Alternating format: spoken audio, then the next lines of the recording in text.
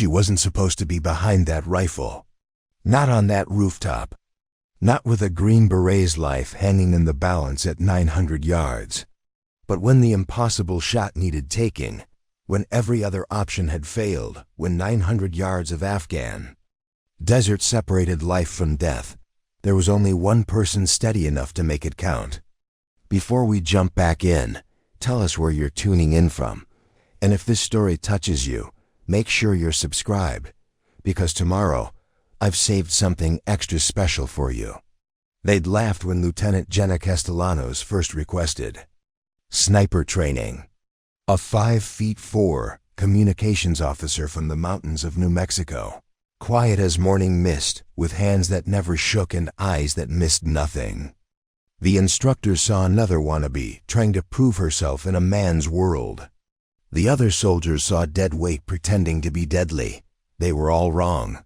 Because on a scorching Tuesday morning in the Kandahar province, when Sergeant First Class Devon Mitchell, Green Beret, 12-year veteran, father of 3, lay bleeding behind enemy lines with Taliban fighters closing in from 3 sides, Lieutenant Castellanos would prove that the most dangerous weapon in any arsenal isn't the biggest or the loudest dot, it's the one nobody sees coming.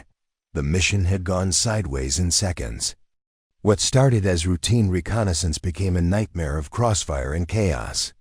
The Green Beret unit was pinned down in a dried riverbed, surrounded, outgunned, and running out of time. Radio chatter crackled with desperation. "We've got wounded." Mitchell's hit bad, femoral artery, massive blood loss. Taliban moving in from the North Ridge. Estimate 40 hostiles. Air support is 20 minutes out. We don't have 20 minutes. Someone needs to clear that sniper nest on the Eastern Hill. He's got us locked down. 900 yards away, on the Eastern Hill they were talking about, a Taliban marksman had positioned himself perfectly. Elevated position, clear sight lines, military-grade optics. He was systematically picking off anyone who tried to help. The wounded Green Beret. Every time a medic moved, another shot rang out. Every rescue attempt ended in more casualties that the enemy sniper was untouchable, unreachable, and absolutely lethal dot until Lieutenant Jenna Castellanos climbed onto a bombed-out building's roof. Carrying a rifle she wasn't officially qualified to use, preparing to take a shot she'd never been trained for, at a distance that would challenge even the most elite marksman in the world. But here's what they didn't know about Jenna Castellanos. What they couldn't see behind her quiet demeanor and unassuming presence. What the Army paperwork and official records never captured. She'd been making impossible shots since she was 10 years old, growing up in the remote Sangre de Cristo Mountains of northern New Mexico, where her grandmother Elena ran a small ranch. 40 miles from the nearest neighbor, Jenna learned early that when predators threatened the livestock, when dinner depended on a clean kill, when there was no backup and no second chances, you made the shot or you went hungry. Her grandmother wasn't just any rancher. Elena Castellanos was a former competitive marksman who'd competed nationally in the 1970s before settling into mountain life. She taught Jenna that shooting wasn't about strength or aggression. It was about stillness, about becoming so quiet inside that you could hear your own heartbeat, so calm that your breath moved like meditation, so focused that the entire world narrowed down to one precise moment of perfect physics. "Mean," her grandmother would whisper as they lay prone on the ridge at dawn, watching elk move through the valley below. The mountain teaches patience. The wind teaches humility. The rifle teaches respect. But the shot teaches truth. By 15, Jenna could drop a coyote at 600 yards in crosswind. By 18, she was out shooking hunters with decades of experience. By 20, when she enlisted in the Army, she could make shots that seemed supernatural to anyone watching. But she never bragged, never boasted, never demanded attention. She simply served. Communications officer, they said. Perfect for someone so quiet, so unobtrusive, so forgettable. Let the loud ones carry the big guns. Let the show-offs take the glory shots. Jenna Castellanos would handle radio traffic and stay out of the way, except now with a Green Beret bleeding. Out in the Afghan sun and an enemy sniper making rescue impossible, staying out of the way wasn't an option. The unit commander, Captain Rodriguez, spotted her climbing toward the rooftop with a borrowed M24 sniper rifle. His voice crackled through her earpiece. "Castellanos, what the hell are you doing up there?" "Taking the shot, sir." "You're not qualified for, sir, with respect.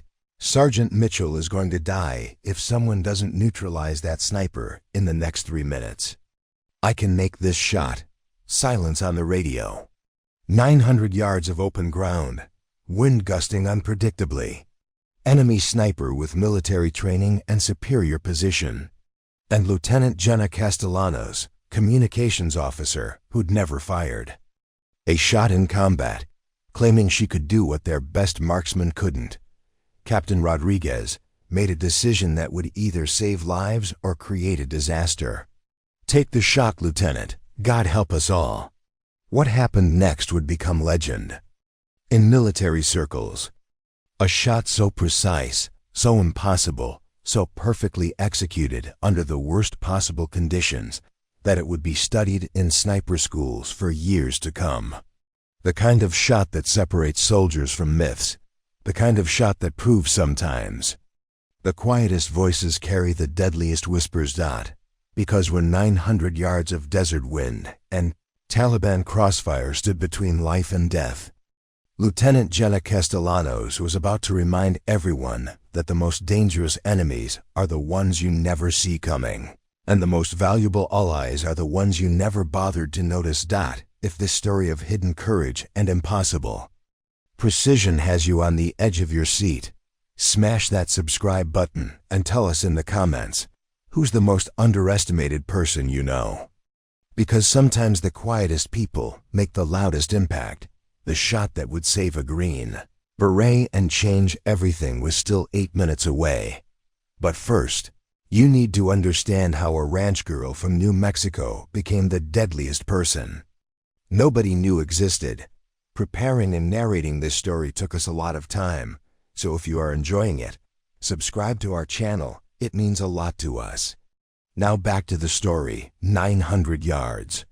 One bullet. 3 lives hanging in the balance. But this wasn't just about Sergeant Devon Mitchell bleeding out in that riverbed. Though his wife Sarah and twin daughters back in Fort Bragg would never recover if he didn't make it home. This wasn't just about the 2 medics pinned down beside him, though their families were counting on them too. This was about something bigger. Something that would ripple through the entire war, because Sergeant First Class Devon Mitchell wasn't just any Green Beret.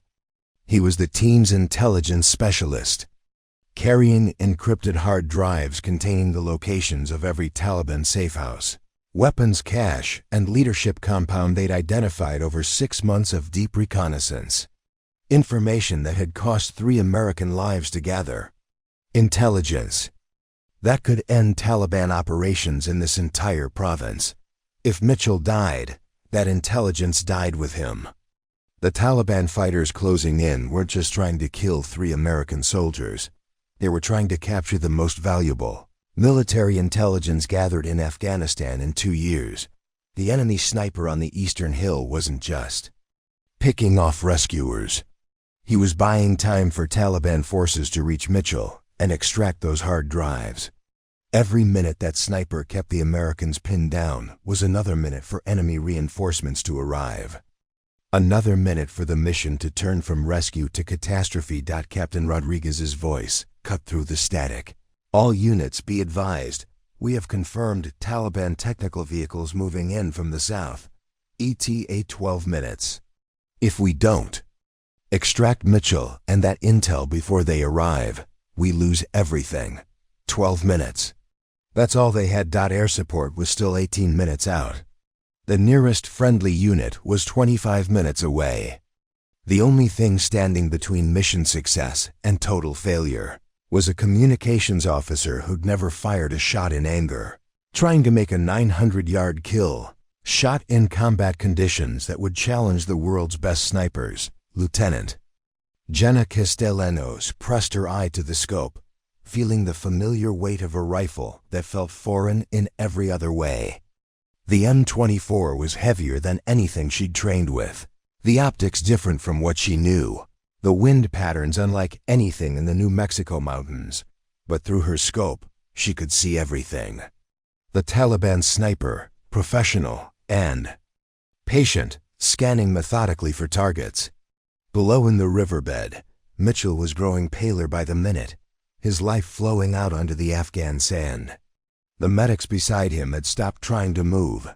Every time they shifted position, another shot cracked overhead. She could see the fear in their eyes, the resignation, the knowledge that help wasn't coming fast enough. If you're already invested in Jenna's impossible mission, hit that subscribe button now, because what happens next will blow your mind.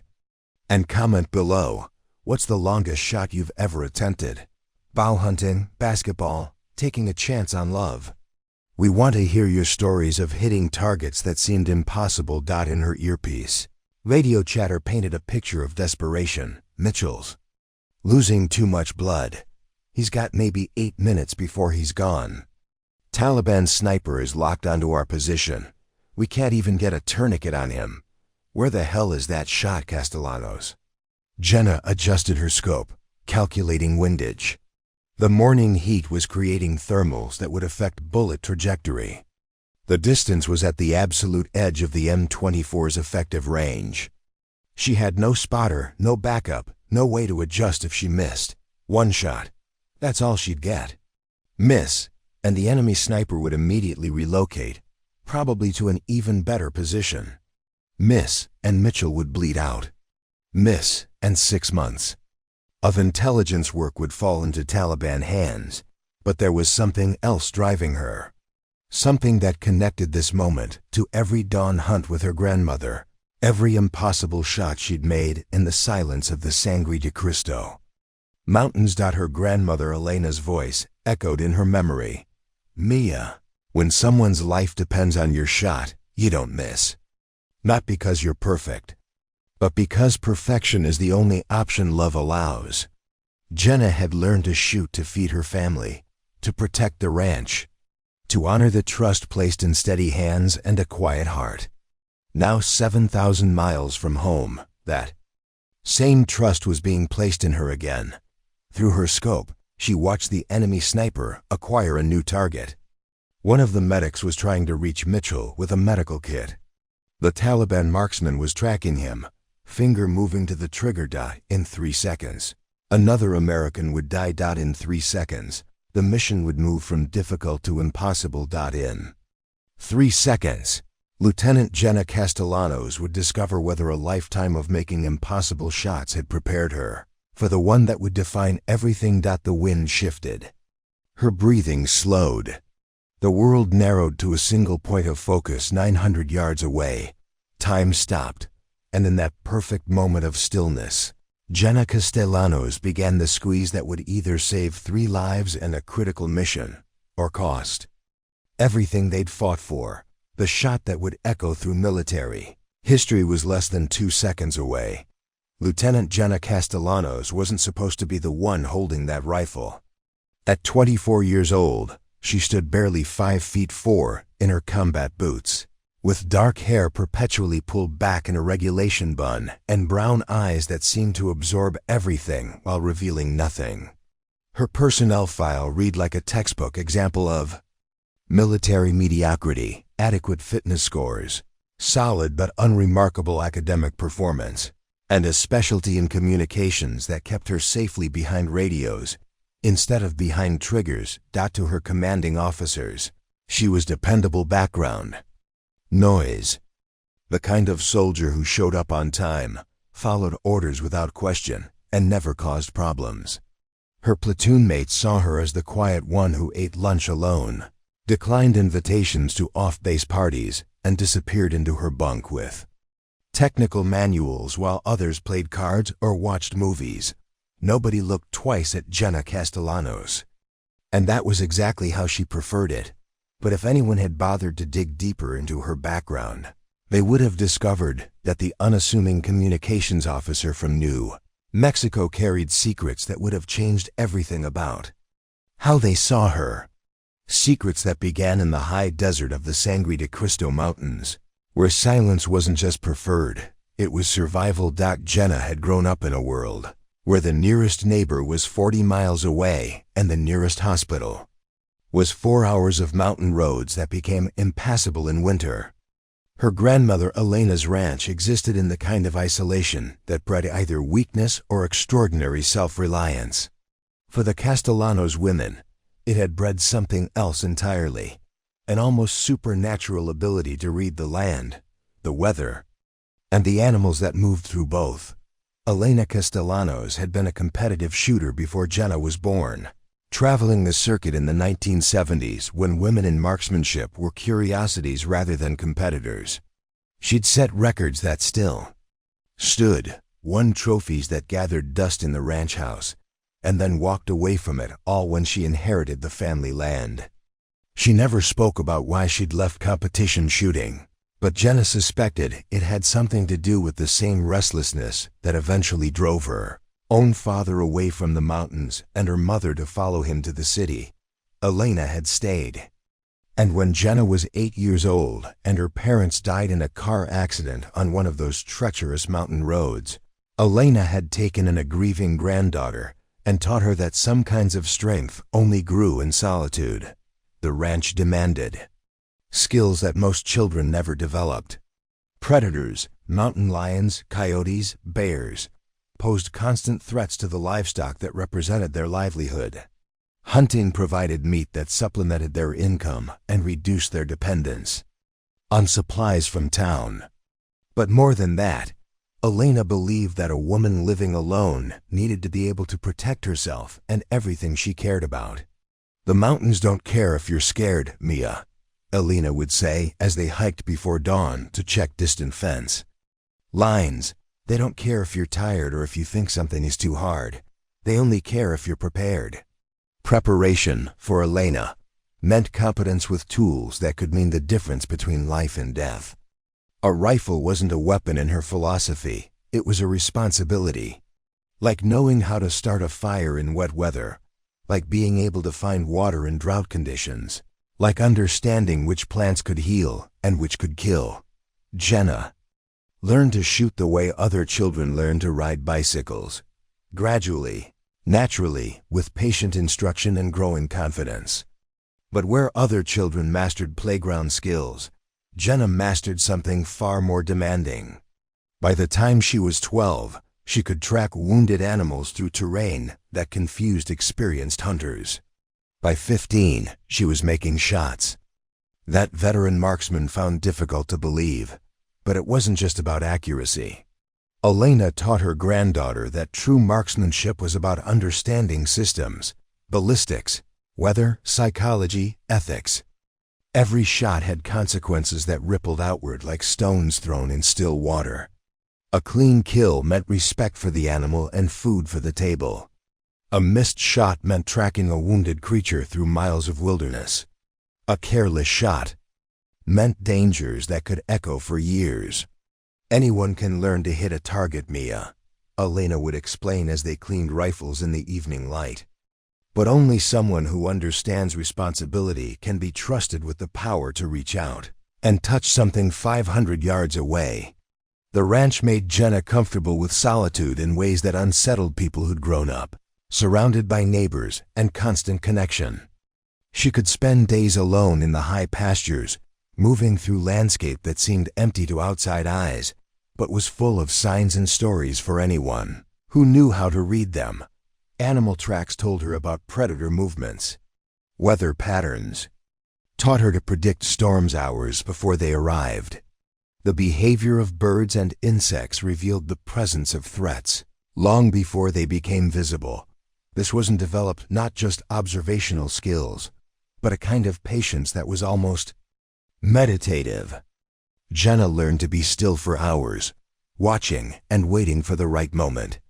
Whether she was waiting for elk to move into shooting range or for an injured calf to let her approach, She understood that rushing led to failure while stillness led to success. Her shooting skills were only part of a larger education in reading complex systems and making precise decisions under pressure. When a mountain lion threatened the sheep, there was no backup plan and no margin for error. When a storm approached while she was miles from shelter, her ability to read the signs and choose the right path could mean the difference between safety and disaster. The isolation that might have made other children lonely made Jenna self-reliant. The challenges that might have overwhelmed other teenagers taught her that most limitations existed in the mind rather than in reality. And the responsibility that might have burdened other young women gave her a confidence that was quiet but unshakable. When she left for the army at 18, Elena had embraced her at the bus station with words that seemed simple but carried deeper meaning. Remember, Mia, the mountains taught you to be still. The rifles taught you to be precise. But your heart taught you to be responsible. Don't let anyone make you forget any of those lessons. Jenna had promised, and she'd kept that promise through basic training, through communication school, through her first deployment. She'd volunteered for the army not because she wanted to prove anything or because she needed adventure, but because service felt like a natural extension of the responsibility Elena had taught her. Protecting people, she'd reasoned, was just like protecting the ranch but on a larger scale. What she hadn't expected was how invisible she would become in military culture that valued loud confidence over quiet competence. Her instructors noted her exceptional scores in weapons training, but filed the information away as an interesting anomaly rather than something worth developing. Her fellow soldiers appreciated her reliability, but never thought to ask what skills she might be hiding behind her reserved demeanor. For 3 years, Jenna had served competently but unremarkably, handling communications duties with the same quiet efficiency she'd brought to every other challenge in her life. She'd never complained about being overlooked, never demanded opportunities that weren't offered, never tried to prove that she was anything more than what people assumed. Until now. Until this moment when being underestimated was about to become the most important asset she possessed. Because the enemy sniper 900 yards away had no idea that the person preparing to end his life had learned to make impossible shots in mountains that were far less forgiving than any battlefield. The Taliban marksman was about to discover that the most dangerous enemies were the ones you never saw coming, and Lieutenant Jenna Castellanos had been invisible her entire life. The first time Jenna Castellanos killed something, she was 10 years old, and the target was a coyote that had already taken 3 lambs from their small flock. Elena found her granddaughter sitting on the back porch at dawn, still in her pajamas, tears streaming down her face as she stared at the .22 rifle propped against the railing. "I did it right, didn't I, Abuela?" Jenna whispered. "1 shot clean. Kill, no suffering." Elena had knelt beside her, checking the rifle to confirm it was unloaded, then pulling the child close. "Yes, Mia, you did it exactly right, but why are you crying?" "Because it mattered," Jenna replied, wiping her nose on her sleeve. "You said when something matters, when it's necessary, when there's no other choice, that's when you find out. If you're ready, I was ready. But I didn't know being ready would feel so heavy." That conversation became the foundation of everything Elena taught her granddaughter about marksmanship, responsibility, and the weight of decisions that couldn't be undone. From that morning forward, their training intensified, but it was always anchored in understanding consequences rather than celebrating skill. Elena's approach to teaching was unlike anything found in military manuals or civilian shooting courses. She believed that technical proficiency without ethical grounding created dangerous people rather than capable ones. Every lesson began with philosophy and ended with accountability. "The rifle extends your will, Mia," Elena would explain as they hiked to remote sections of the ranch for practice sessions, but it also extends your responsibility.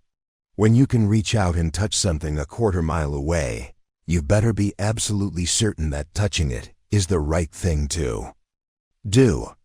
Their training ground was a natural amphitheater carved into the mountainside, invisible from roads or neighboring properties. Elena had been using the location for 40 years, first for her own competitive practice, then for the granddaughter who showed even more natural aptitude than she'd possessed. The targets were rocks, fallen logs, and metal plates hung from tree branches at distances that started modest and grew progressively more challenging. But Elena's curriculum went far beyond target shooting. She taught Jenna to read wind by watching grass movement, tree sway, and the behavior of insects. She showed her how temperature affected bullet trajectory, how humidity changed powder burn rates, how altitude altered atmospheric pressure.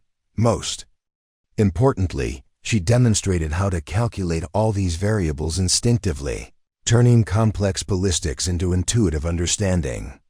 Mathematics are important, Elena would say while adjusting Jenna's shooting position. But mathematics live in your head. Instinct lives in your bones. When you need to make a shot that matters, your bones better know what your head might forget. The training was relentless but never harsh.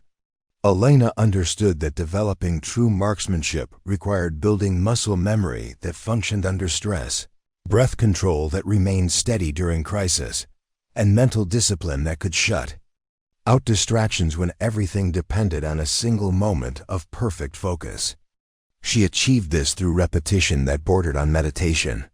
Every morning before school, Jenna practiced dry-firing exercises, pulling the trigger on an empty rifle thousands of times while balancing coins on the barrel to ensure she wasn't disturbing the sight picture. Every afternoon after homework, they worked on breathing techniques that slowed her heart rate and steadied her hands. Every weekend, they spent hours in actual shooting practice, gradually extending ranges and increasing the complexity of conditions. By the time Jenna turned 13, she was consistently hitting targets at 400 yards using iron sights. By 15, she could place bullets precisely where she intended them from distances that challenged hunters with expensive optics and decades of experience. But Elena's most important lessons had nothing to do with distance or accuracy. Anyone can learn to hit what they're aiming at, Mia, Elena said during one of their evening gear cleaning sessions. The hard part is making sure you're aiming at the right thing for the right reasons at the right time. Everything else is just mechanics. Elena shared stories from her competitive shooting days, not the victories and records, but the moments when pressure revealed character. She talked about shooters who folded under the stress of important matches, about competitors who let ego override judgment, about marksmen who possessed all the technical skills but lacked the mental discipline to apply them when everything was on the line. Competitions are about defeating other people, Elena explained. But real shooting, shooting that matters, is about defeating yourself. Your fear, your doubt, your impatience, your ego. Master yourself, and the rifle becomes just a tool for expressing that mastery. The ranch provided endless opportunities to test these lessons in real conditions. Predators didn't attack on schedule or under ideal circumstances. Injured animals needed to be found and humanely dispatched regardless of weather, lighting, or terrain.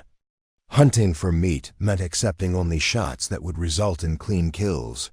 Because wounded animals suffered and damaged meat wasted resources the family couldn't afford to lose. These experiences taught Jenna that marksmanship was always about more than hitting targets. It was about reading situations completely, understanding consequences fully, and accepting responsibility permanently. When she shot a deer for winter meat, she field dressed it herself, processed the meat herself, and used every part possible to honor the life that had been taken. When she put down a horse with a broken leg, she dug the grave herself and marked it with stones arranged in patterns Elena had taught her. Death is part of life, Mia, Elena would remind. What she hadn't expected was how invisible she would become in military culture that valued loud confidence over quiet competence. Her instructors noted her exceptional scores in weapons training, but filed the information away as uninteresting. anomaly rather than something worth developing. Her fellow soldiers appreciated her reliability, but never thought to ask what skills she might be hiding behind her reserved demeanor. For 3 years, Jenna had served competently but unremarkably, handling communications duties with the same quiet efficiency she'd brought to every other challenge in her life. She'd never complained about being overlooked, never demanded opportunities that weren't offered, never tried to prove that she was anything more than what people assumed. Until now. Until this moment, when being underestimated was about to become the most important asset she possessed.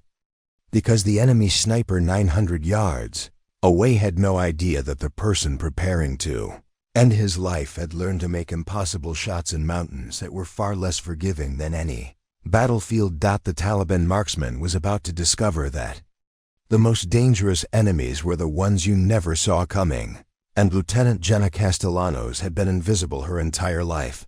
The first time Jenna Castellanos killed something, she was 10 years old, and the target was a coyote that had already taken 3 lambs from their small flock. Elena found her granddaughter sitting on the back porch at dawn, still in her pajamas, tears streaming down her face as she stared at the .22 rifle propped against the railing. "I did it right, didn't I, Abuela?" Jenna whispered. "1 shot, clean. Kill, no suffering." Elena had knelt beside her, checking the rifle to confirm it was unloaded, then pulling the child close. "Yes, Mia, you did it exactly right, but why are you crying?" "Because it mattered," Jenna replied, wiping her nose on her sleeve. "You said when something matters, when it's necessary, when there's no other choice, that's when you find out. If you're ready, I was ready. But I didn't know being ready would feel so heavy." That conversation became the foundation of everything Elena taught her granddaughter about marksmanship, responsibility, and the weight of decisions that couldn't be undone. From that morning forward, their training intensified, but it was always anchored in understanding consequences rather than celebrating skill.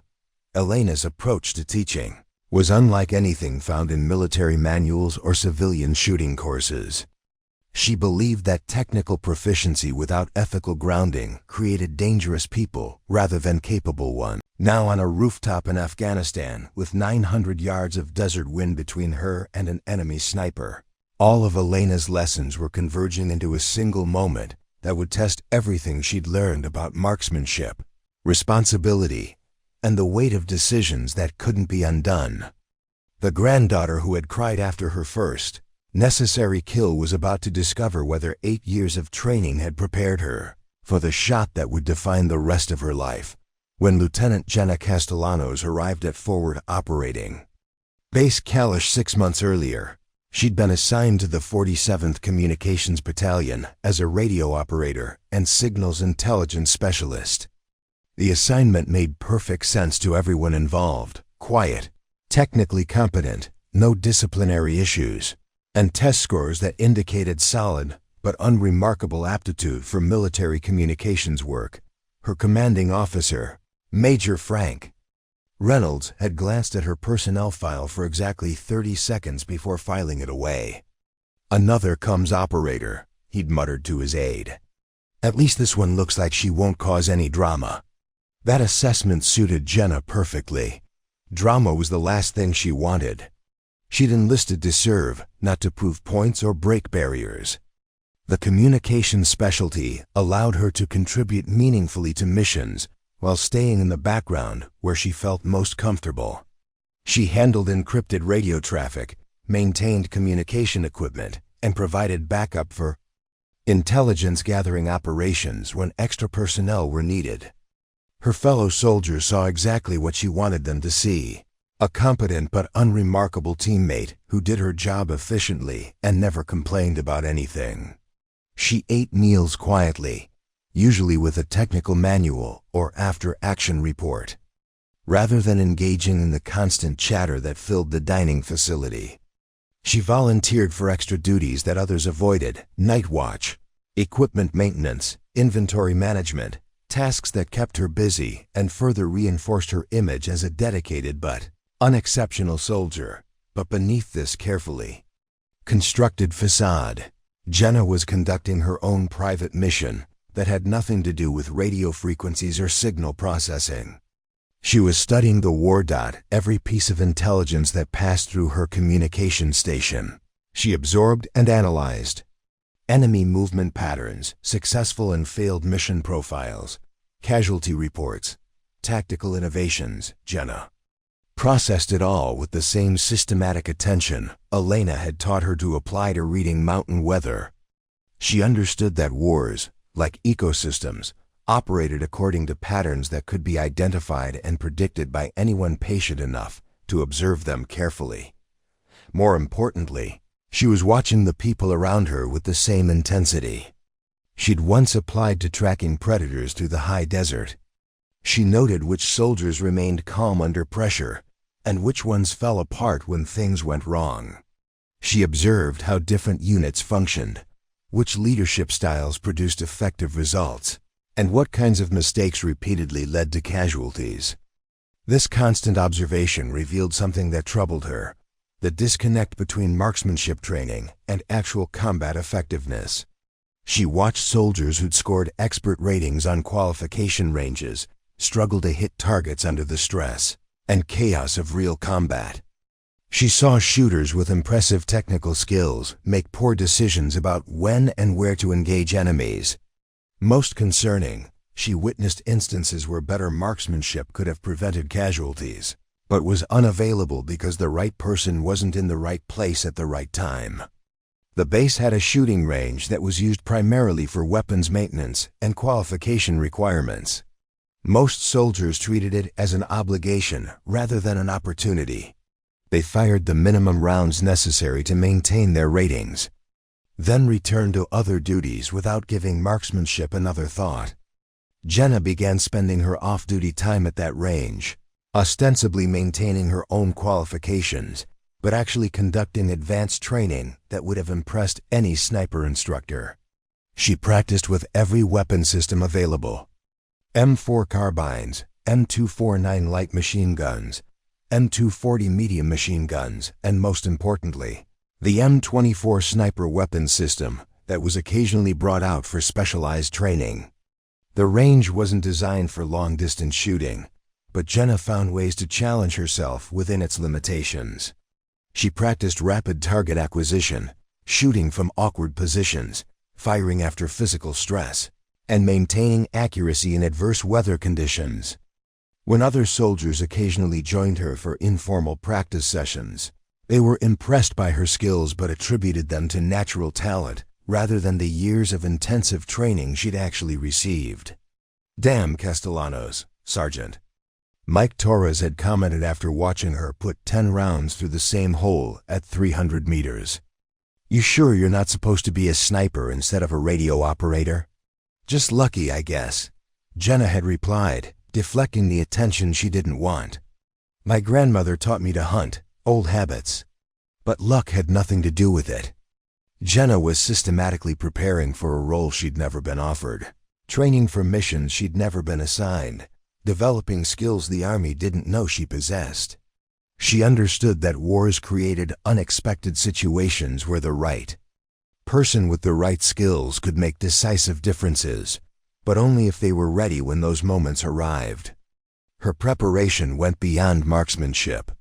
She studied terrain maps of the entire region, memorizing elevation changes, wind patterns, and sight lines that could be tactically significant.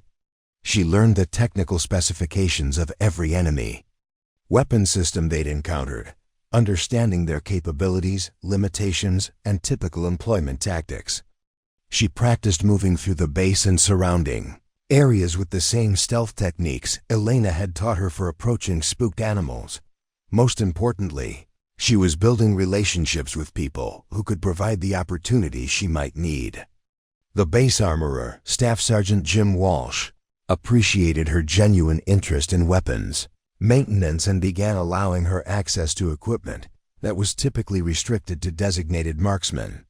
The intelligence section valued her analytical skills and occasionally asked her opinion on enemy behavior patterns. The forward observers who called in airstrikes and artillery missions respected her, understanding of ballistics, and began including her in informal discussions about engaging distant targets.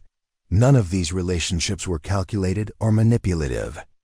Jenna genuinely wanted to help and genuinely respected the expertise of the people around her. But she also understood that effectiveness required access, and access required trust that had to be earned over time through consistent competence and reliability. The closest she came to revealing her true capabilities was during a training exercise 3 months into her deployment. A simulated attack on the base required all personnel to take defensive positions, and Jenna found herself assigned to a rooftop observation post with a borrowed M24 and orders to provide overwatch for the main gate area.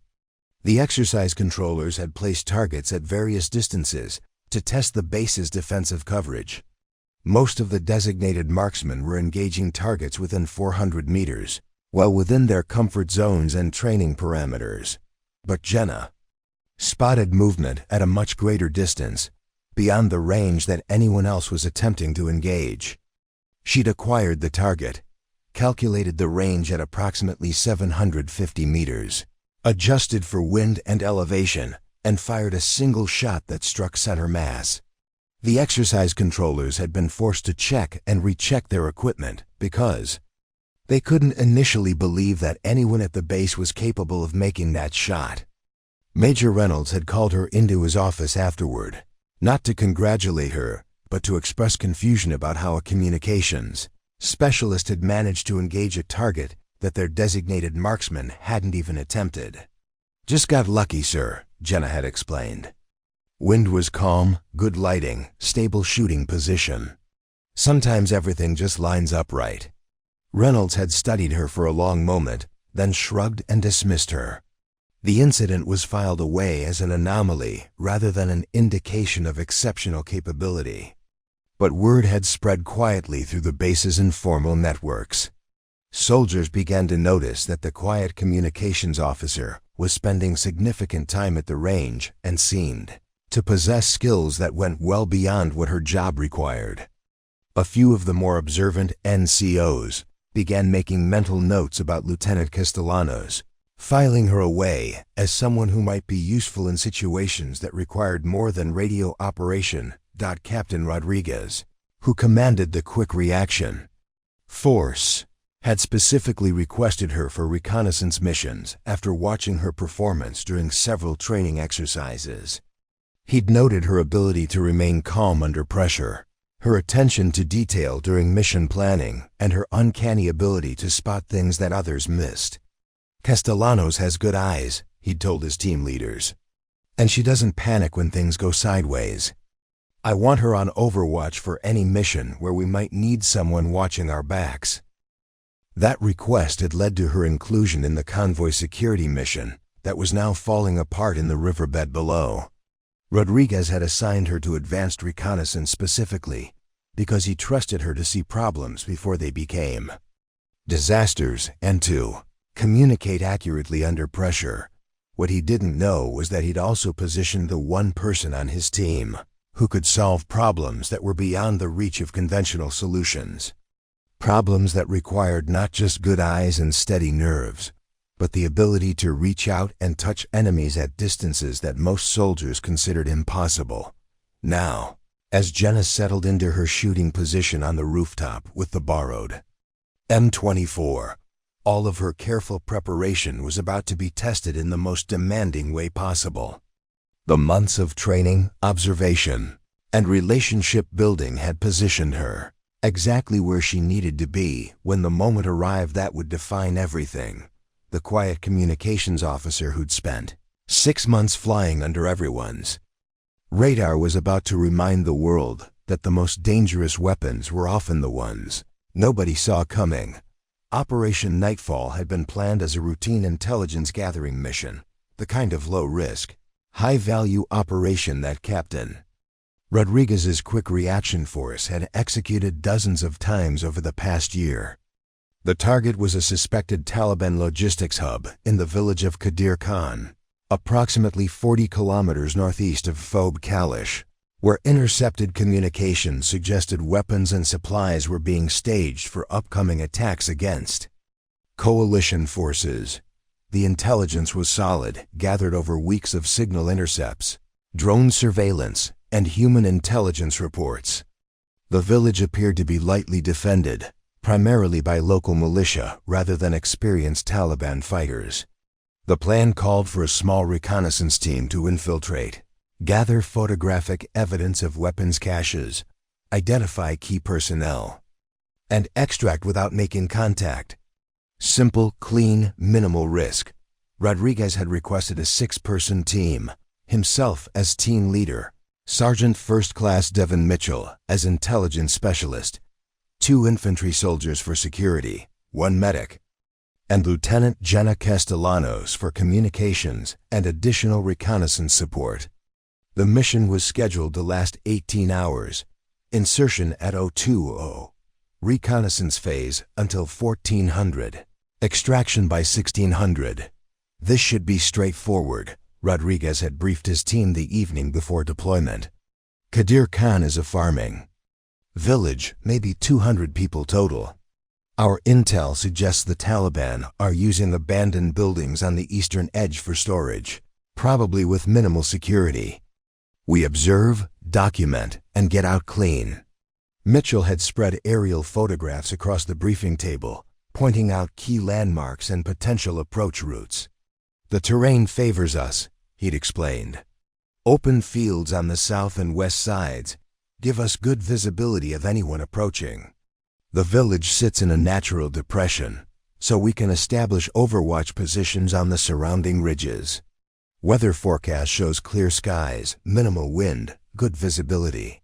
For Jenna, the mission represented exactly the kind of opportunity she'd been preparing for, a chance to apply her reconnaissance skills in a real operational environment while building additional trust with Rodriguez's team.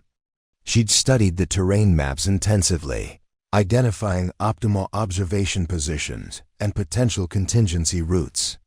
Her communications equipment was configured to maintain contact with the forward operating base while providing secure coordination between team members.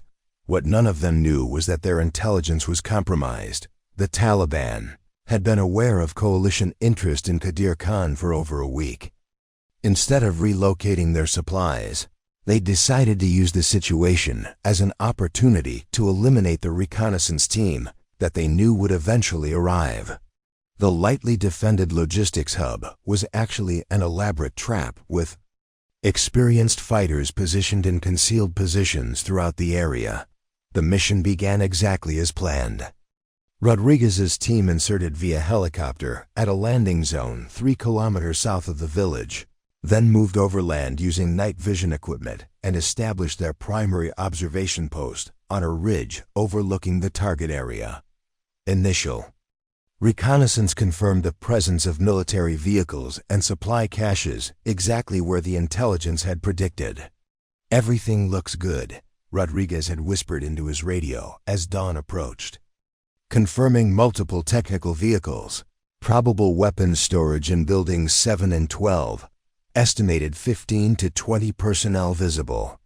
Mitchell had been systematically photographing targets with long-range optics, documenting license plates, faces, and equipment configurations that would be analyzed later by intelligence specialists.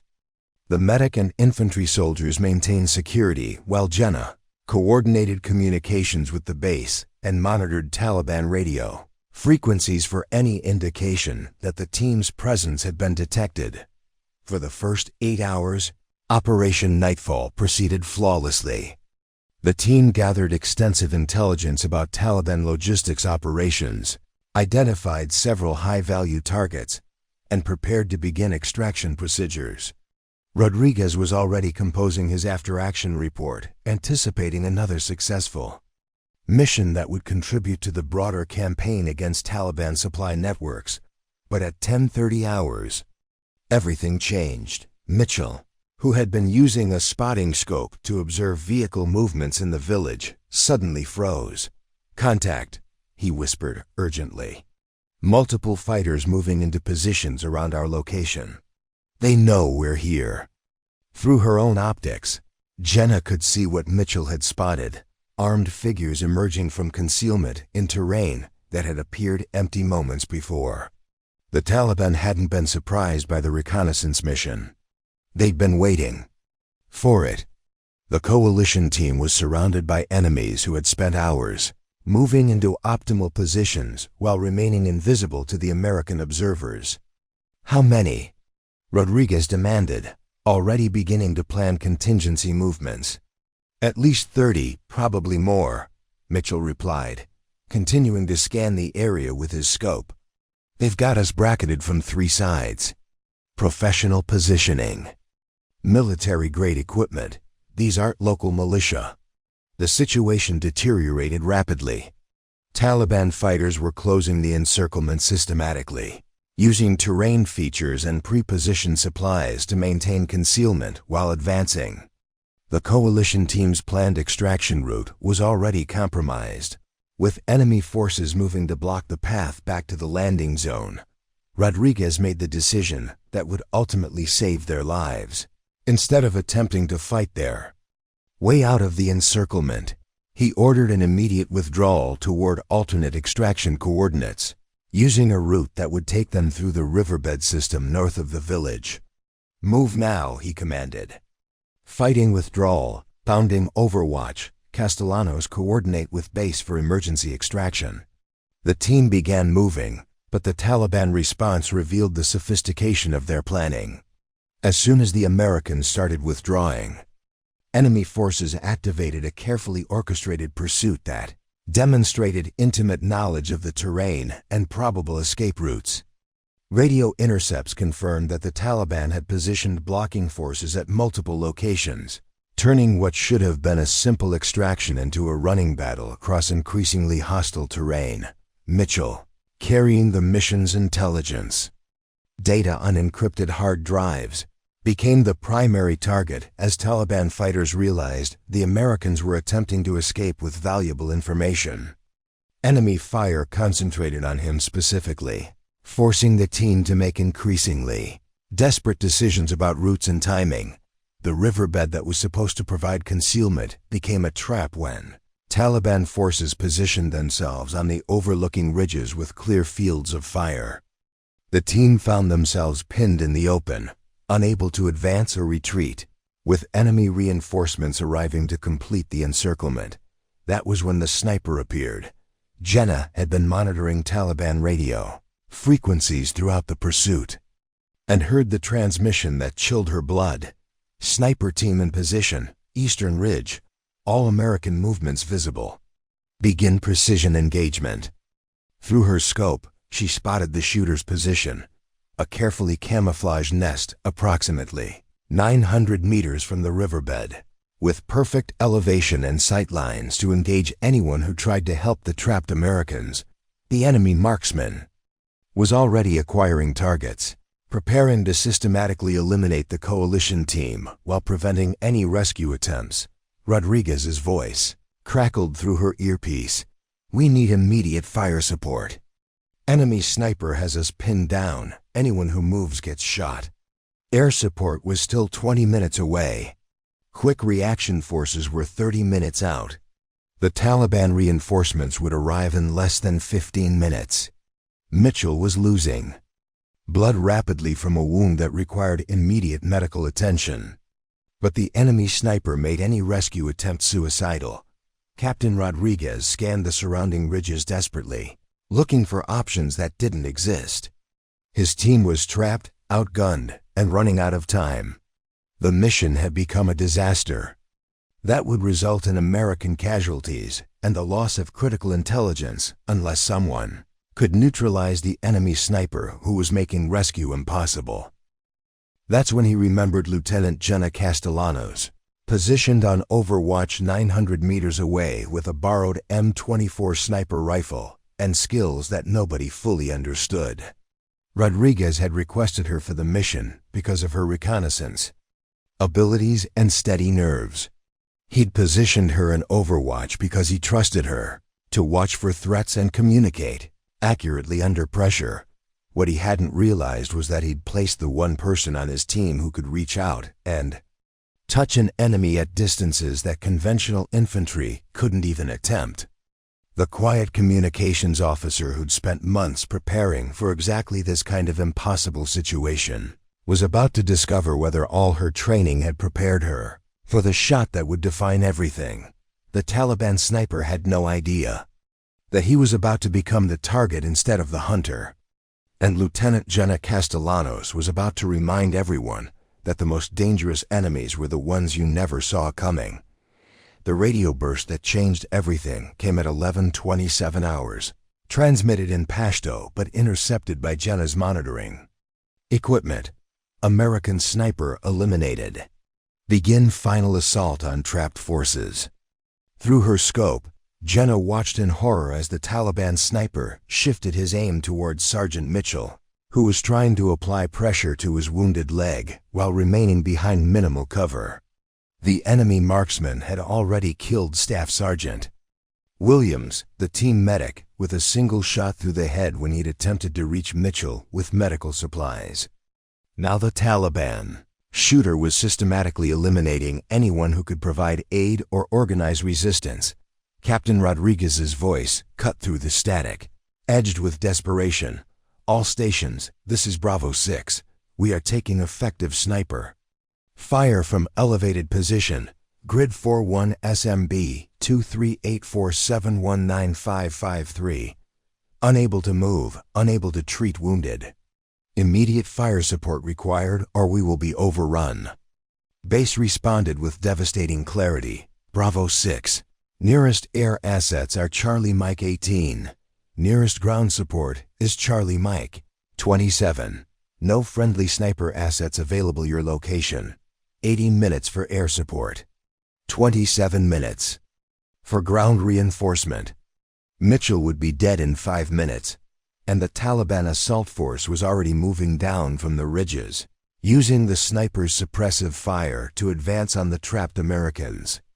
The enemy had timed everything perfectly, just enough delay to capture the intelligence drives before eliminating the witnesses. Jenna pressed her eye to the M24's scope, studying the enemy sniper's position with the methodical patience Elena had drilled into her since childhood. The Taliban marksman was approximately 900 meters away, positioned in a natural rock formation that provided excellent concealment and protection. He was using what appeared to be a Dragunov rifle with quality optics, and his shooting demonstrated professional training and combat experience. More concerning was the tactical situation. The enemy sniper held every advantage: superior position, prepared fighting position, backup support, and detailed knowledge of the terrain. Jenna was shooting from an improvised position on a damaged building's roof, using an unfamiliar rifle with borrowed optics against a target who didn't know she existed but would certainly relocate immediately after her first shot. Regardless of whether she hit or missed, she would get one chance. Miss, and the enemy sniper would disappear into terrain he knew intimately while calling down accurate fire on her position. Hit, and she might buy enough time for her team to survive until support arrived. There was no middle ground, no second opportunity, no margin for error, but the ballistics were pushing the limits of what was possible, even under ideal conditions. 900 meters was at the absolute edge of the M24's effective range. The desert wind was gusting unpredictably, creating thermals that would affect bullet trajectory in ways that were difficult to calculate precisely. The angle was slightly downhill, requiring compensation for gravity effects that would alter the bullet's path. Elena's voice echoed in her memory. "When everything depends on one shot, Mia, you don't think about what could go wrong. You trust your training, trust your instincts, and trust that you've prepared for exactly this moment." Through the radio, she could hear the situation deteriorating by the second. Rodriguez was coordinating defensive positions with his remaining team members, but they were pinned behind inadequate cover with limited ammunition and no way to maneuver. The Taliban assault force was close enough that she could hear their voices carrying across the desert air, coordinating their final approach while the sniper kept the American suppressed. Mitchell's losing consciousness came Corporal Jackson's. Urgent transmission. Massive blood loss, needs immediate medical attention or he's not going to make it. The enemy sniper fired again, the shot striking rocks inches from Jackson's position as he tried to reach Mitchell with a field dressing. The Taliban marksman was toying with them now, demonstrating his control over the situation while waiting for his ground forces to get into position for the final assault. Jenna began her shooting sequence, drawing on 8 years of training that had prepared her for exactly this moment. She controlled her breathing, slowing her heart rate and finding the natural respiratory pause that would provide the steadiest platform for the shot. She studied the wind indicators, grass movement, dust patterns, the behavior of insects. Calculating the crosswind at approximately 7 miles per hour from the northwest, the range to target was 900 meters, confirmed by her laser rangefinder. The downhill angle was roughly 15 degrees, requiring her to aim slightly lower than the apparent target to compensate for gravity effects. The atmospheric conditions were typical for the region: hot, dry air that would affect bullet velocity and trajectory in predictable ways, but the most critical factor was timing. The enemy sniper was moving between shots, shifting positions within his concealed nest to make himself a more difficult target while maintaining effective fire on the Americans below. Jenna needed to time her shot for the moment when he paused, to acquire his next target, when he would be motionless long enough for her bullet to reach him. Through her scope, she watched him settle into firing position, adjusting his aim toward Corporal Jackson, who was making another desperate attempt to reach Mitchell. The Taliban sniper's breathing steadied. His finger moved to the trigger, and for a fraction of a second he became perfectly still. That was the moment Jenna had been waiting for. Elena's final lesson echoed through her mind. When you're taking a shot that matters, Mia, you're not just aiming at a target. You're sending your will across whatever distance separates you from what needs to happen. Trust your training, trust your preparation, and trust that you're the right person in the right place doing the right thing. Jenna's crosshairs settled on the enemy sniper's center mass. Her breathing stopped at the natural respiratory pause, and her finger began the final squeeze that would either save her team or doom them all. The wind shifted slightly, creating a thermal that would push her bullet left if she didn't compensate. The enemy sniper's finger tightened on his own trigger, preparing to kill another American. Radio chatter indicated that Taliban ground forces were less than 2 minutes from overrunning Rodriguez's position. Everything that mattered, Mitchell's life, the intelligence he carried, the lives of her teammates, the success of the mission. Her 8 years of training with Elena converged into a single moment of perfect stillness where physics and will intersected at exactly 900 meters of Afghan desert. Jenna Castellanos, the quiet communications officer who wasn't supposed to be holding that rifle, squeezed the trigger and sent 175 grains of copper-jacketed lead across 9 football fields of hostile territory toward an enemy who had no idea that death was traveling toward him at 2,650 feet per second. The shot that would either save everything or doom everyone was already in flight, cutting through morning air that carried the weight of 8 years of preparation, 3 lives that hung in the balance, and one impossible decision that couldn't be undone. The moment between trigger squeeze and impact lasted exactly 1.3 seconds. Enough time for Jenna's mind to process every variable that could determine whether 3 Americans lived or died, whether critical intelligence reached friendly forces or fell into enemy hands, whether her 8 years of preparation under Elena's guidance would prove sufficient for the most important shot of her life. As the bullet cut through 900 meters of Afghan morning air, Jenna's training took over completely. Elena had drilled into her that the shooter's job didn't end when the trigger was pulled. It ended when the results were confirmed and appropriate follow-up actions were taken. Even before the bullet reached its target, Jenna was already calculating contingencies, preparing for multiple possible outcomes, and positioning herself for whatever would happen next.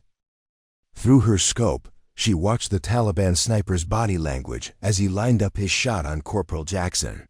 The enemy marksman was completely focused on his target, unaware that death was racing toward him at supersonic speed. His breathing had steadied, his finger was applying final pressure to the trigger, and his posture indicated absolute confidence in his ability to eliminate another American before beginning the systematic destruction of Rodriguez's remaining team members. But Jenna could see something else, a subtle shift in the wind pattern that had occurred after her bullet was already in flight. The thermal she'd compensated for was strengthening, which meant her round might drift further left than anticipated.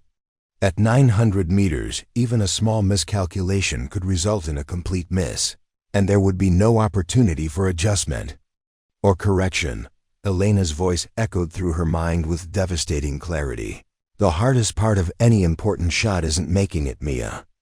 It's living with the results, whatever they are. When you decide to reach out and touch something at distance, you accept responsibility for everything that happens afterward. The bullet's flight time seemed eternal, though Jenna knew intellectually that barely a second had passed. In that compressed moment, her mind processed the cascade of consequences that would follow each possible outcome with the same systematic analysis Elena had taught her to apply to every aspect of marksmanship. If she missed completely, the enemy sniper would immediately relocate to a secondary position while calling an accurate fire on her location. The Taliban ground forces would accelerate their assault, knowing that the last potential threat to their operation had been neutralized. Rodriguez's team would be overrun within minutes. Mitchell would die from blood loss, and the intelligence drives would be captured by forces that would use them to plan attacks against American and coalition forces throughout the region. If she achieved a non-fatal hit, the enemy sniper might be wounded, but still capable of returning fire or at least communicating her position to other Taliban forces. The result would be immediate suppression of her position, while enemy reinforcements moved to eliminate her, followed by the eventual destruction of Rodriguez's team. Once she was neutralized, only a fatal hit would create the window of opportunity. Her team needed to survive until support arrived. But even that success would come with costs that Jenna was only beginning to understand. She would cross a line that couldn't be uncrossed, taking a human life in combat for the first time, accepting the psychological burden that Elena had warned her would change her forever. Through the radio, she could hear Rodriguez attempting to coordinate what amounted to a final stand. "Jackson, when I give the word, you break left toward Mitchell. Thompson, lay down suppressing fire on the ridge. We're going to make one last attempt to get medical aid to Mitchell before those bastards finish us." It was a desperate plan that would almost certainly result in additional casualties, but Rodriguez was out of alternatives. The Taliban sniper had made any rescue attempt suicidal, and waiting for support meant watching Mitchell bleed to death while enemy forces prepared to overrun their position. The bullet was 3/4 of the way to its target when Jenna spotted movement on the eastern ridge that made her blood run cold. Additional Taliban fighters were moving into positions that would allow them to provide covering fire for the assault force. Even if she successfully eliminated the primary sniper, secondary shooters were already preparing to take over suppression duties. But there was something else, something that changed the tactical calculation completely. Through her scope, she could see that the enemy sniper was wearing equipment that identified him as more than just another Taliban fighter. The quality of his optics, the professional setup of his position, the systematic way he was engaging targets.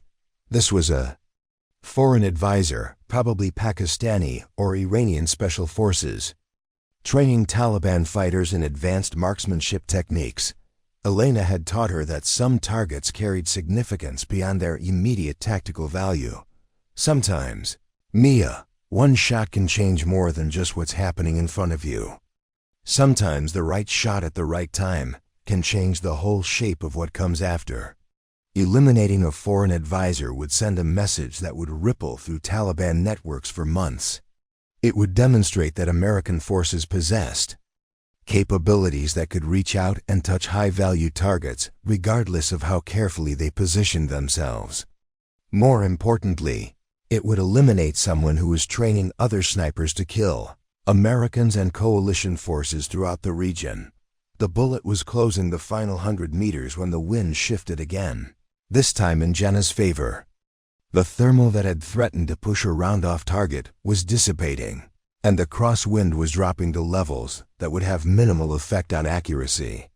The atmospheric conditions were aligning exactly as Elena had taught her they sometimes did, when preparation met opportunity under the influence of forces beyond human control.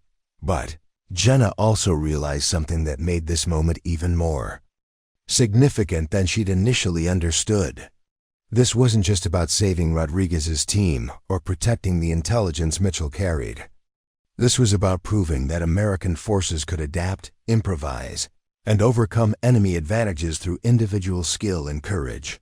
When conventional solutions weren't available, the Taliban had planned this ambush perfectly, positioning professional snipers and experienced fighters to eliminate American reconnaissance teams that threatened their operations. They demonstrated tactical sophistication that had surprised coalition commanders and proven effective against previous patrols. But they hadn't planned for Lieutenant Jenna Castellanos, the quiet communications officer who carried skills they couldn't anticipate and capabilities they didn't know existed.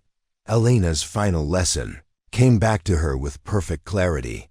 When you're faced with an impossible shot, Mia, remember that impossible is just another word for something that hasn't been done yet. Trust your training, trust your preparation, and trust that you're exactly where you need to be doing exactly what needs to be done. The bullet reached its target exactly 1.3 seconds after leaving the muzzle, traveling 2,650 feet per second across 900 meters of hostile territory. Jenna watched through her scope as 175 grains of copper-jacketed lead struck the enemy sniper center mass, the impact spinning him away from his rifle and ending his threat to American forces permanently. But the shot that had seemed impossible seconds before was just the beginning of what would become a legend that would be told in military circles for decades to come. Because Lieutenant Jenna Castellanos had just reminded everyone that the most dangerous weapons weren't always the biggest or the loudest. Sometimes they were carried by quiet people who'd spent years preparing for the moment when everything would depend on their ability to reach out and touch something that needed to be stopped. The enemy sniper was down, but the mission was far from over. And Jenna Castellanos was about to discover that making an impossible shot was easier than dealing with everything that came afterward. Silence that followed the shot lasted exactly 4 seconds, long enough for the sound of the M24's report to echo off the surrounding ridges, for the enemy sniper's body to crumple behind his position, and for every Taliban fighter within 2 kilometers to realize that their carefully planned ambush had just encountered something they hadn't prepared for. Jenna didn't celebrate. Elena had taught her that the moment after a shot was the most dangerous time for any marksman, when the natural human tendency was to relax, to feel relief, to lose focus on everything else that might be happening.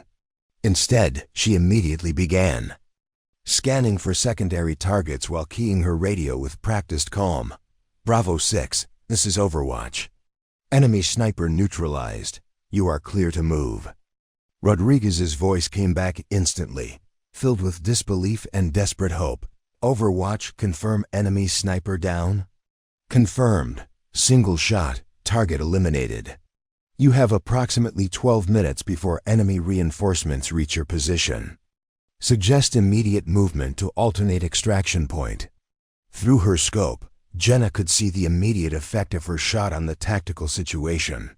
The Taliban fighters who had been advancing confidently toward Rodriguez's position suddenly stopped, taking cover and scanning the ridges frantically for the source of the shot that had just eliminated their most valuable asset. Their radio chatter, which she continued monitoring, revealed confusion and growing concern about American capabilities they hadn't anticipated. But more importantly, her team was moving. Corporal Jackson sprinted toward Mitchell's position, finally able to provide medical aid without drawing immediate fire. Rodriguez and Thompson began laying down covering fire to suppress the remaining Taliban forces while organizing their withdrawal toward the secondary extraction coordinates.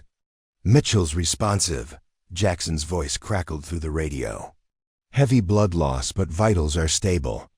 I can get him mobile with support." Jenna maintained overwatch, systematically scanning the surrounding terrain for additional threats, while her teammates executed their extraction under her protection. Through the scope, she could see Taliban fighters attempting to reposition, trying to re-establish the tactical advantage they'd lost when their sniper was eliminated. Several enemy combatants were moving toward positions that would allow them to engage the withdrawing Americans. She acquired her second target, a Taliban fighter carrying what appeared to be an RPG, positioning himself to engage Rodriguez's team as they moved through an unavoidable choke point during their withdrawal.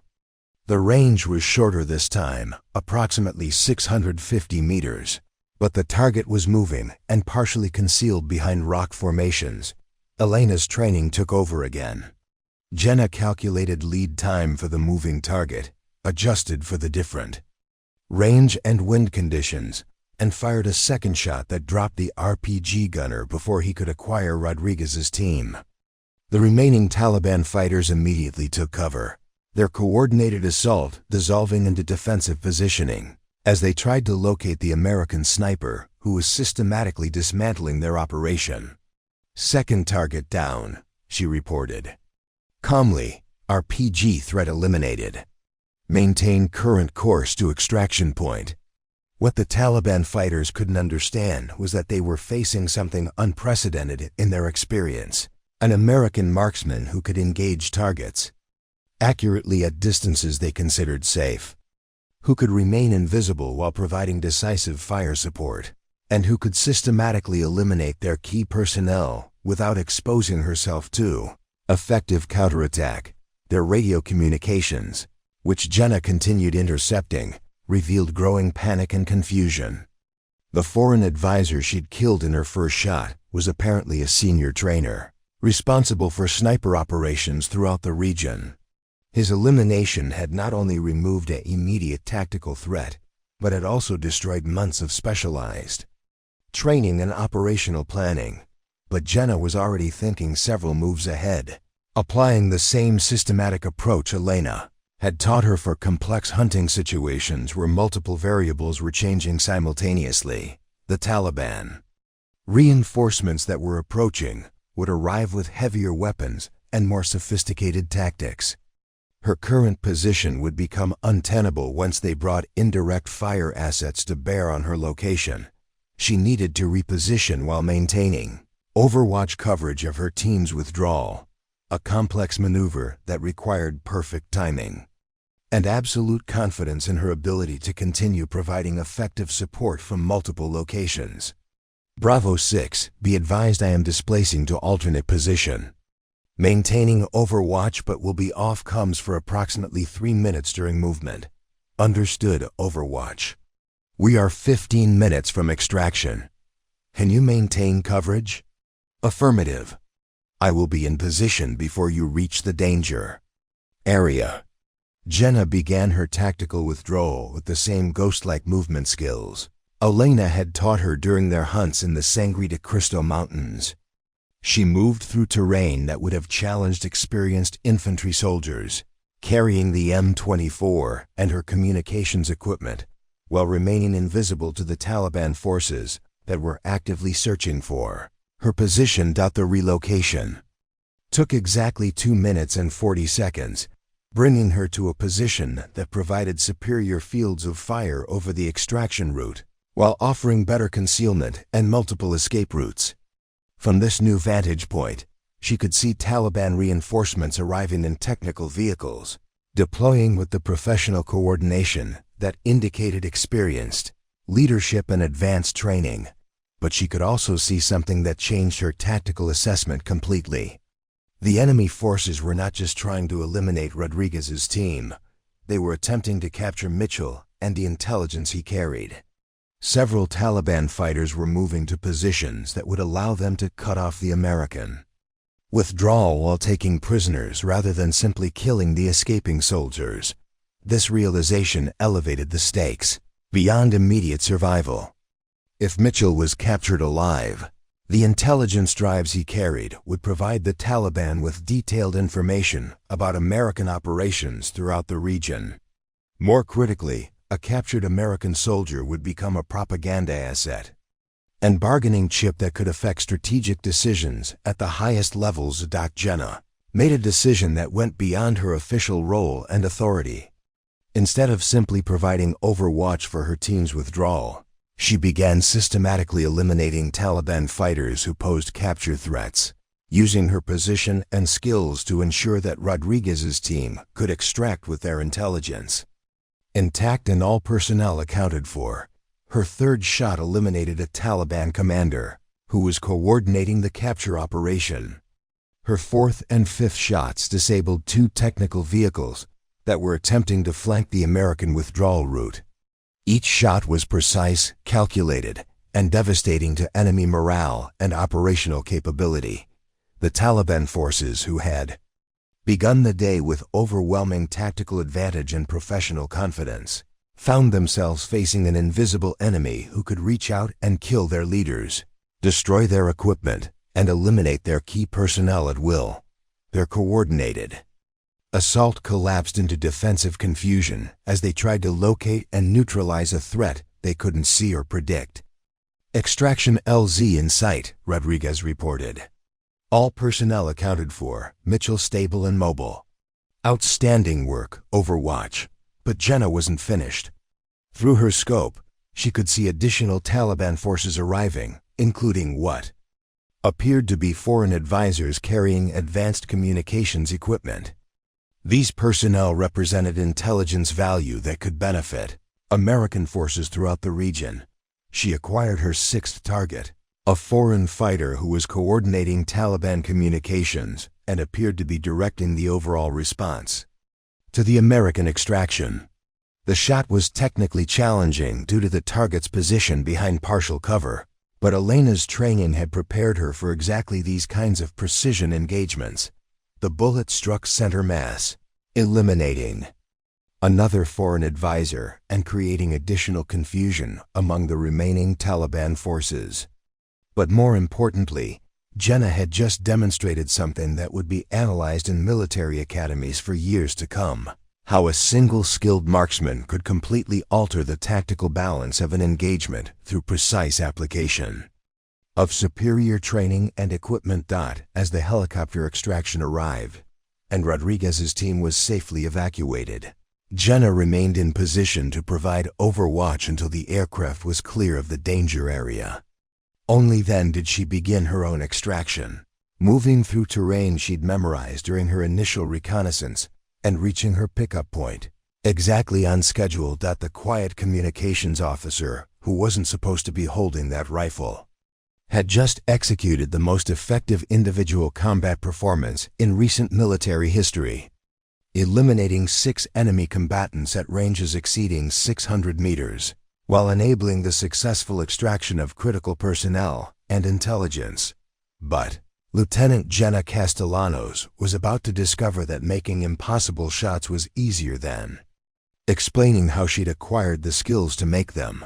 The debriefing room at Phobe Kalish had never been so crowded. What started as a routine after-action review for a failed reconnaissance mission had transformed into something resembling an interrogation as senior officers from 3 different commands tried to understand how Lieutenant Jenna Castellanos, communications specialist, had single-handedly eliminated 6 enemy combatants at distances exceeding 600 meters, using a weapon system she wasn't officially qualified to operate. Major Reynolds sat across from Jenna, her personnel file spread across the table like evidence in a court case. Behind him stood Colonel Patricia Hayes from Regional Command, Lieutenant Colonel Marcus Webb from Special Operations, and Captain Rodriguez, who kept glancing at Jenna with an expression that mixed admiration with complete bewilderment. "Lieutenant Castellanos," Reynolds began slowly, "I want to make sure I understand this correctly. You engaged and eliminated 6 enemy combatants, including at least 2 foreign advisors, using precision fire at ranges between 650 and 900 meters. Is that accurate?" "Yes, sir," Jenna replied with the same calm professionalism she'd maintained throughout the mission. 6 confirmed eliminations, ranges verified by laser rangefinder, all shots taken in support of extraction operations for Bravo Team. Colonel Hayes leaned forward, studying the mission footage that had been captured by drone assets arriving during the final phases of the engagement. "Lieutenant, your personnel file indicates no formal sniper training, no advanced marksmanship. School, no specialized weapon certifications, beyond basic infantry qualifications. How do you explain these results?" Jenna had been preparing for this question since the moment she'd squeezed the trigger on that first impossible shot. Elena's lessons about responsibility included accepting accountability for capabilities that others might not understand or approve of. "Ma'am, I grew up hunting in New Mexico. My grandmother taught me to shoot for practical purposes, protecting livestock, hunting for food, dealing with predators. The principles are the same regardless of the application." Lieutenant Colonel Webb, whose special operations background included extensive experience with elite marksmanship units, shook his head in disbelief.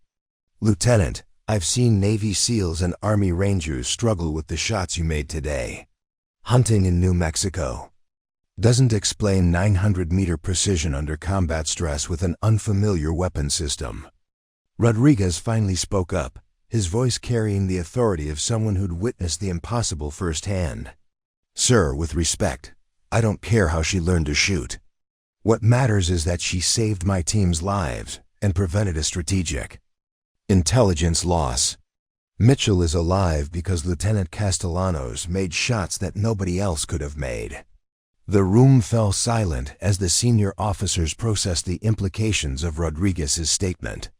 The mission reports were unambiguous. Without Jenna's intervention, the reconnaissance team would have been eliminated and critical intelligence would have fallen into enemy hands. But her capabilities raised questions that went far beyond tactical success. Colonel Hayes opened a different folder, this one containing communications from higher headquarters. "Lieutenant, based on today's performance, you're being offered immediate transfer to the Special Operations Sniper Program. Advanced training, specialized equipment, fast-track promotion. This is an extraordinary opportunity." Jenna had been expecting this offer since the moment she'd pulled that trigger. The Army didn't waste demonstrated capabilities, especially when they appeared in unexpected packages. But accepting would mean leaving communications work, abandoning the invisibility that had served her so well, and stepping into a world where her skills would be scrutinized, analyzed, and potentially exploited in ways that might compromise the values Elena had taught her. "Thank you, ma'am, but I respectfully decline." The silence that followed was deafening. Major Reynolds looked like he'd been physically struck. "Lieutenant, you're declining sniper school? Advanced training? Career advancement that most soldiers would kill for." "Yes, sir, I prefer my current assignment." Webb leaned back in his chair, studying Jenna with the same intensity she'd applied to reading wind patterns before her shots. "Lieutenant, help me understand your reasoning. You've demonstrated capabilities that could save American lives throughout this theater. Why wouldn't you want to develop those capabilities further?" Jenna chose her words carefully, knowing that her answer would define how the Army viewed her for the rest of her career. "Sir, I believe I can be most effective by remaining in my current role. Communications work keeps me in position to provide support when it's needed most, without the visibility that comes with specialized assignments." What she couldn't say, was that Elena's teachings went beyond Marksmanship to include wisdom about when to reveal capabilities and when to keep them hidden. The most effective people were often those who remained unnoticed until the moment their skills became essential. Rodriguez understood what the senior officers missed. "She's right," he said quietly. If Lieutenant Castellanos had been assigned to a sniper unit, she wouldn't have been in position to save my team today. Sometimes the most valuable assets are the ones you don't know you have until you need them. Colonel Hayes closed the folders, her expression revealing grudging respect for Jenna's decision. "Lieutenant, your choice is noted and will be respected. However, this incident will be classified at the highest levels. The tactical advantages provided by unexpected capabilities need to be preserved." The classification meant that Jenna's performance would become legend within military circles while remaining officially invisible. Her shots would be studied in advanced tactical courses, analyzed by marksmanship instructors, and used as examples of individual initiative under extreme circumstances. But her identity would be protected, allowing her to continue operating in the shadows, where she preferred to remain. But the immediate impact was already rippling through the base in ways that classification couldn't contain. Sergeant Mitchell, recovering from his wounds in the medical facility, had been telling anyone who would listen about the Angel sniper who had saved his life from 900 meters away. The story was spreading through informal networks that connected bases throughout the region. Staff Sergeant Walsh, the armorer who had provided Jenna access to advanced weapon systems, found her at the shooting range 2 days after the mission. "Lieutenant," he said quietly, "I always knew you had skills. But what you did out there, that was something special." Word was spreading beyond Phobe Kalish through channels that no classification could control. Special operations units throughout the region were asking questions about the communications officer who had eliminated 6 enemy combatants with precision fire. Intelligence analysts were studying the tactical impact of removing foreign advisors who had been training Taliban snipers for months. More significantly, enemy communications intercepts revealed that Taliban forces were changing their operational patterns in response to the threat Jenna represented. Sniper teams that had previously operated with confidence were now exhibiting increased caution. Foreign advisors were relocating more frequently and using additional security measures. The psychological impact of her performance was proving as valuable as the tactical results. Enemy forces throughout the region were now operating under the assumption that American capabilities included precision marksmanship at ranges they had previously considered safe.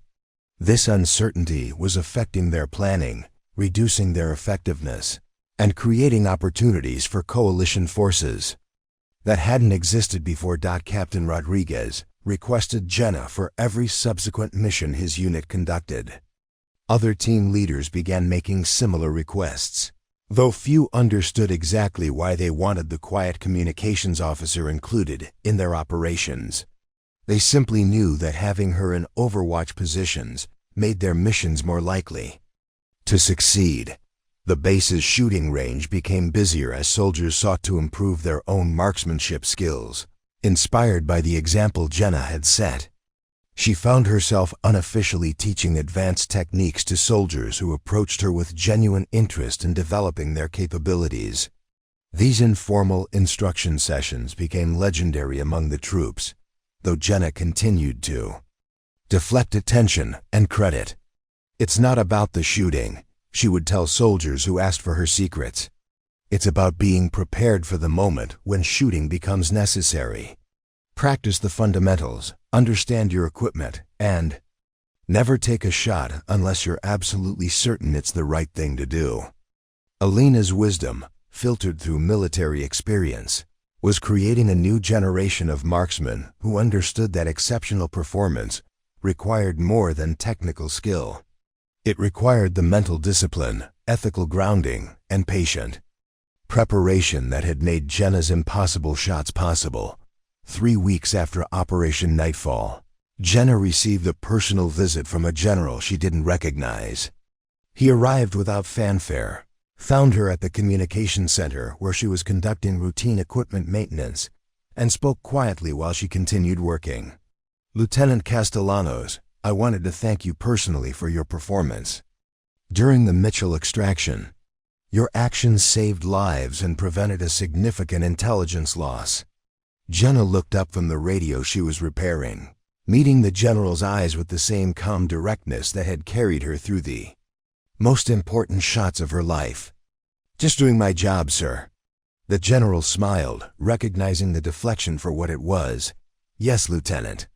But sometimes doing your job at exactly the right moment makes all the difference." He left a small package on her workbench, a custom patch bearing the insignia of units she'd never served with, but had nonetheless supported in ways that would never appear in official records. It was recognition without publicity, acknowledgement without exposure, exactly the kind of honor that Elena would have understood and approved of. Lieutenant Jenna Castellanos, the communications officer who wasn't supposed to be holding that rifle, had become something unprecedented in military culture, a hidden legend whose capabilities were known, but whose identity remained protected, whose skills were sought after, but whose privacy was preserved. The quiet girl from the New Mexico mountains had found her place in a war that would never know her name but would never forget what she could do when everything depended on one impossible shot made at exactly the right moment.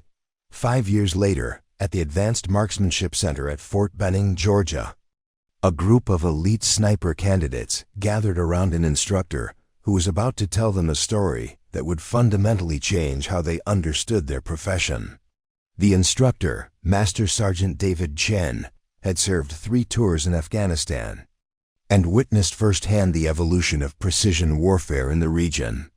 "Before we begin advanced ballistics calculations," Chen announced to the classroom filled with Rangers, Special Forces operators, and Marine Scout snipers, "I want to tell you about the most important shot in modern military history. Not because of the distance, though 900 meters is impressive.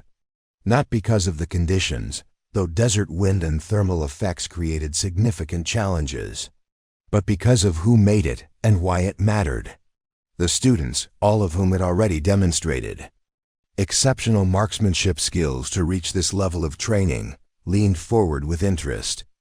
They'd heard legends about impossible shots, legendary snipers, and moments when individual skill had changed the course of battles.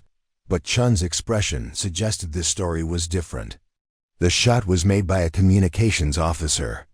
No formal sniper training, no advanced marksmanship certifications, no specialized equipment. Just someone who understood that being ready meant more than having the right gear or the right job title. In the years since Operation Nightfall, Lieutenant Jenna Castellanos had continued serving as a communications specialist, deployed to various bases throughout different conflict zones. She maintained her practice regimen, her analytical approach to military operations, and her commitment to Elena's teachings about responsibility and preparation. But she'd also become something unique in military culture, a force multiplier whose capabilities were known but whose presence remained invisible. Her influence spread through networks that no organizational chart could capture. Soldiers who had served alongside her carried her lessons to new units, new conflicts, new challenges. The informal marksmanship instruction she provided at various bases created a generation of shooters who understood that exceptional performance required mental discipline as much as technical skill. The tactical innovations she'd demonstrated during the Mitchell extraction were now being taught in advanced courses throughout the military.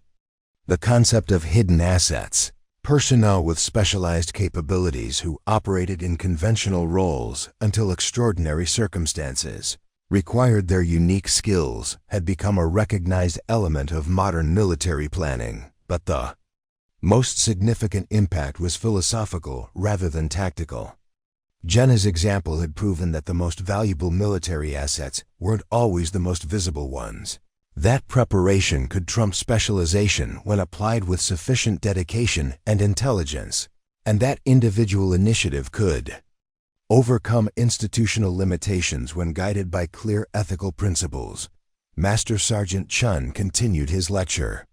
The officer who made this shot spent 8 years learning from her grandmother, a former competitive marksman who understood that shooting was about character as much as accuracy. Every lesson included discussions about responsibility, ethics, and the weight of decisions that couldn't be undone. Alina Castellanos had passed away 2 years after Jenna's deployment, but her influence continued expanding through the soldiers her granddaughter taught, the principles she'd embedded in military training programs, and the recognition that effective marksmanship required moral foundation as much as technical competence. The ranch in the Sangre de Cristo Mountains remained in the family, maintained by cousins who understood its significance, but couldn't fully appreciate the role it had played in developing one of the most effective combat marksmen in modern military history.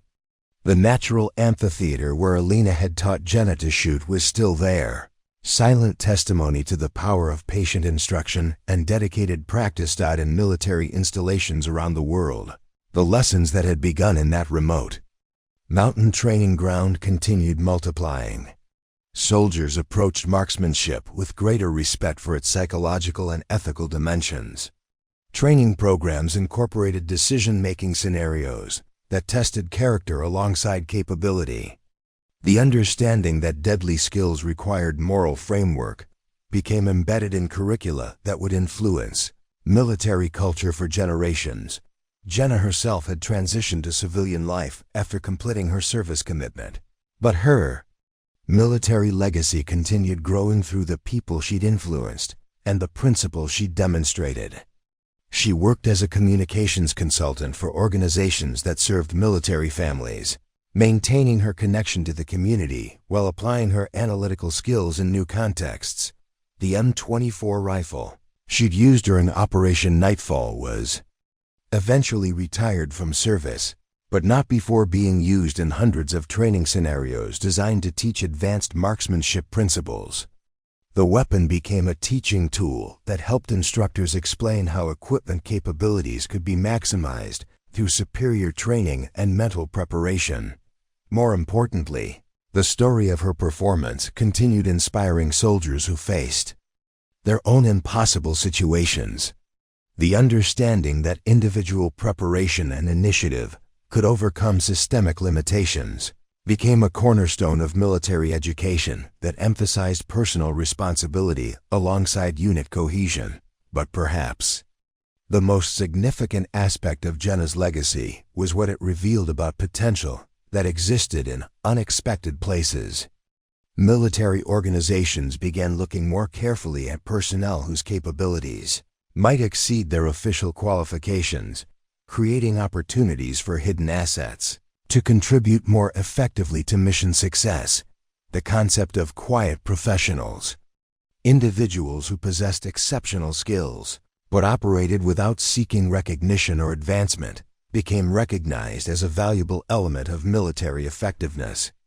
These were people who, like Jenna, understood that true strength often came from being underestimated until the moment when everything depended on their ability to perform beyond expectations. Master Sergeant Chun concluded his lecture with words that would echo through the careers of every sniper candidate in that classroom. The officer who made this shot understood something that took most of us years to learn. She knew that marksmanship isn't about proving you're dangerous. It's about being ready to protect what matters when conventional solutions aren't available. If you believe that true strength often comes from the quietest voices and steadiest hands, subscribe to Silent Valor and comment ready when needed, because sometimes the most important shots are taken by people nobody expected to be holding the rifle. Today, in shooting ranges and military academies around the world, instructors still tell the story of Lieutenant Jenna Castellanos, though they rarely use her real name. They talk about the communications officer who made an impossible shot, the quiet professional who changed modern warfare, the granddaughter who honored her grandmother's teachings by saving lives at 900 meters. But the most important lesson isn't about marksmanship or military tactics. It's about the power of preparation meeting opportunity, about the importance of being ready for moments that define everything, and about the understanding that the most dangerous people are often the ones you never see coming. Elena's lessons, transmitted through 8 years of patient instruction in the mountains of New Mexico, had ultimately influenced military culture worldwide. Her granddaughter's single shot had demonstrated that individual excellence, properly developed and ethically grounded, could overcome institutional limitations and systemic disadvantages when applied at exactly the right moment. The story continues. Every time a soldier practices beyond what's required, every time someone prepares for responsibilities they haven't been given, every time a person chooses to be ready rather than hoping someone else will handle whatever comes next, because in the end, Lieutenant Jenna Castellanos proved that heroes don't always announce themselves with loud voices and dramatic gestures. Sometimes they whisper across 900 meters of desert wind, speaking in the quiet language of precision, preparation, and the kind of courage that only emerges when everything depends on one person doing something that nobody thought was possible. The girl who learned to shoot in the silence of mountain mornings had become a legend that reminded everyone that the most important shots in life, military or civilian, are often taken by people who spent years getting ready for moments they hoped would never come. Up next, you've got 2 more standout stories right on your screen. If this one hit the mark, you won't want to pass these up. Just click and check them out.